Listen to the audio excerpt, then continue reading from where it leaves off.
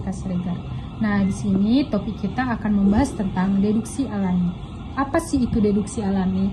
Nah, deduksi alami ialah suatu pembuktian validasi argumen yang menggunakan aturan deduksi atau inferensi dan hukum ekuivalensi. Nah, di suatu pembuktian itu dilakukan secara bertahap, langkah demi langkah sampai diperoleh formula yang sama dengan kesimpulan argumentasi.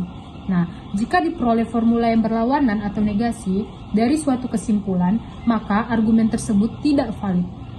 Lalu, jika tidak ditemukannya formula yang sama atau berlawanan, maka tidak dapat ditentukan validasinya. Lalu selanjutnya kita masuk ke aturan inferensi. Di aturan inferensi ini yang pertama ada modus ponens. Jika kita memiliki sebuah implikasi, dan dimana jika P maka Q, dan kita juga tahu bahwa P itu benar, maka kita dapat menyimpulkan bahwa Q benar.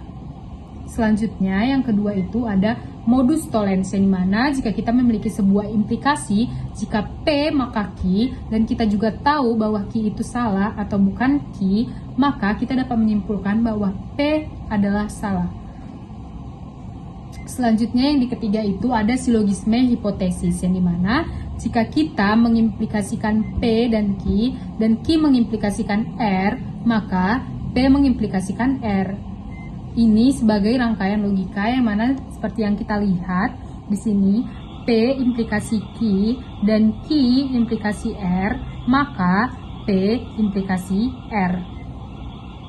Selanjutnya kita masuk ke yang keempat, yaitu silogisme disjuntif, yang dimana jika kita memiliki P atau Q dan kita juga tahu bahwa P itu salah, maka kita dapat menyimpulkan bahwa Q itu pasti benar. Seperti yang dicontoh, P disjungsi Q, maka negasi P dan kesimpulannya adalah Q. Kita masuk ke nomor 5 adalah konjungsi, yang dimana jika kita memiliki P yang benar dan Q yang benar secara terpisah, kita dapat menggabungkannya menjadi P dan Q. Yang seperti di sini di tampilan P lalu Q, maka kesimpulannya P konjungsi Q. Karena seperti yang kita tahu di aturan-aturan sebelumnya bahwa konjungsi itu bernilai benar jika keduanya benar.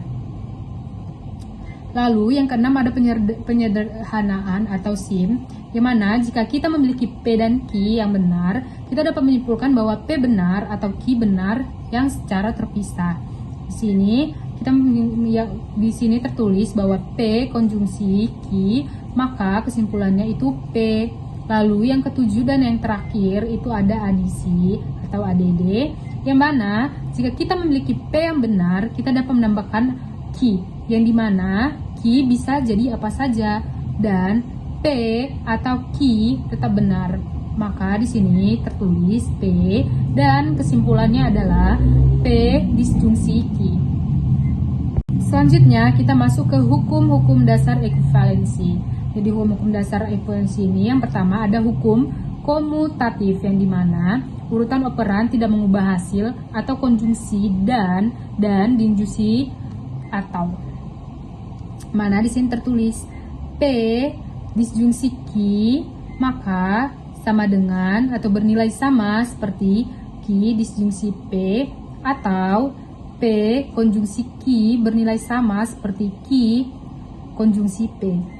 Lalu selanjutnya itu ada di 2 hukum asosiatif, yang dimana pengelompokan operan tidak mengubah hasil untuk konjungsi dan disjungsi, yang dimana P disjungsi Q disjungsi R, maka hasilnya sama seperti P disjungsi Q disjungsi R.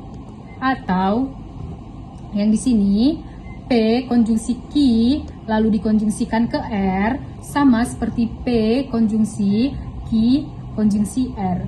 Lalu yang ketiga itu ada hukum distributif, yang dimana menggabungkan operasi dan atau, yang dimana itu seperti P konjungsi Q disjungsi R sama seperti P konjungsi Q dan disjungsi P konjungsi R, seperti yang bisa kita lihat, atau P disjungsi Q konjungsi R sama seperti P disjungsi Q konjungsi P disjungsi R.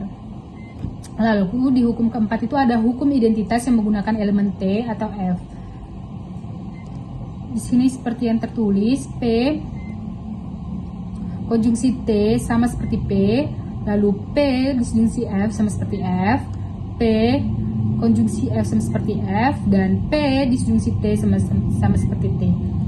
Lalu yang kelima itu dan hukum negasi atau hukum komplement yang menggunakan negasi dari suatu pernyataan seperti yang bisa kita lihat.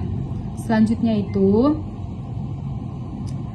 kita masuk ke contoh yang keenam. Nah, di sini kita bisa lihat hukum ke-6, hukum ke-7, hukum ke-8, hukum 9, dan hukum 10 bisa kita lihat di PPT di belakang layar. Untuk mempersingkat waktu, maka kita akan langsung masuk ke contoh. Dimana di contoh pertama ini saya memisalkan bahwa premis 1 itu, jika hari ini hari Selasa, maka besok hari Rabu. Lalu di premis kedua, saya mungkin besok bukan hari Rabu, maka kesimpulannya hari ini bukan hari Selasa. Nah, yang dimana jika di premis 1 ini, jika hari ini hari Selasa, saya menyimbolkannya sebagai S, dan maka implikasi besok hari Rabu itu saya simbolkan sebagai R. Lalu di premis kedua, besok bukan hari Rabu, saya misalkan itu sebagai negasi R, maka kesimpulannya hari ini bukan hari Selasa itu disimbolkan sebagai negasi S. Sini penjelasannya bahwa di sini kan sudah tertulis bahwasanya di premis 1 itu jika hari ini hari Selasa maka besok hari Rabu. Nah, berarti S implikasi R. Lalu di premis 2 sudah diberitahu bahwa besok bukan hari Rabu.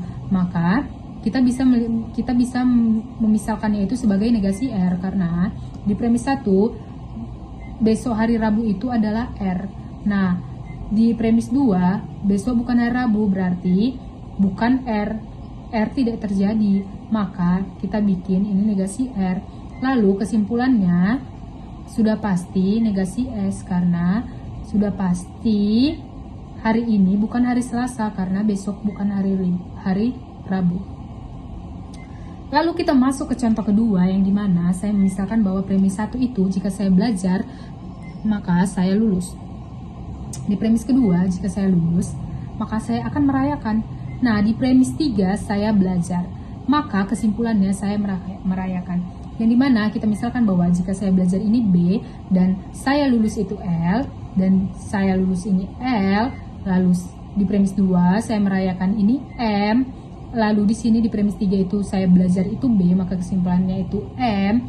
Nah, kenapa bisa terjadi? Karena di premis pertama ini sudah dibilang bahwasanya jika saya belajar maka saya lulus.